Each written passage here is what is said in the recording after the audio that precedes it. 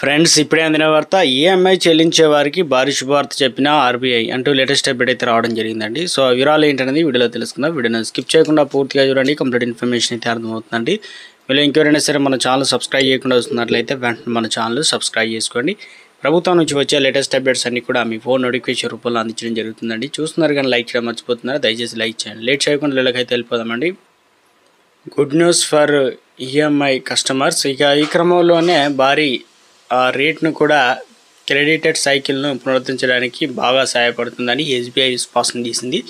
మొత్తం rate 100 basis పాయింట్లు పెరిగే అవకాశం ఉందని తన నివేదికలు అయితే తెలిపింది. ఇక మేమందరం కూడా Reserve Bank of India June 6న జరగబోయే ద్రవ్య పరపతి విధాన కమిటీ ప్రకటనలో 50 బేసిస్ పాయింట్ను రేటును కోత విధిస్తుందని ఆశిస్తున్నామని ఎస్బీఐ తెలిపింది. ఇది క్రెడిట్ సైకిల్లో ఉత్తేజపరుస్తుంది. ఈ క్రమంలో దేశీయ ద్రవ్యత మరియు ఆర్థిక స్థిరత్వం ఆందోళన కూడా తగ్గుముఖం పట్టాయన్నమాట. ఆర్బీఐ అంచనాలకు తగ్గినట్టుగానే ఇక ద్రవ్యోల్బణం కూడా ఉంది.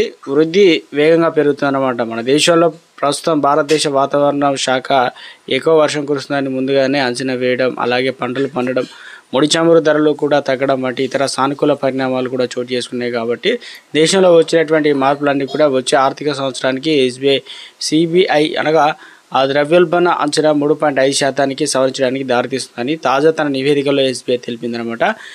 మన దేశ జీడిపి ఏడాది మార్చితో ముగిసిన 4వ త్రైమాసికంలో 7.4% వృద్ధి చెందినట్టు తెలిపింది.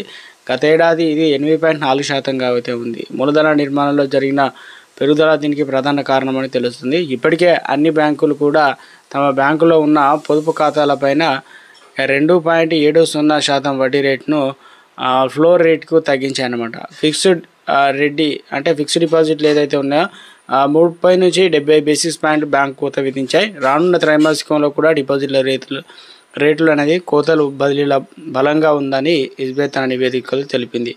జూన్ 4వ తేదీన కీలక వడ్డీ రేటును నిర్ణయించే ద్రవ్య పరపతి విధాన కమిటీ ఏదైతే ప్రారంభం కానుందన్నమాట. ఎంపీసీ నిర్ణయాలను జూన్ 6వ తేదీన reserve bank Indian governor Sanjay Malhotra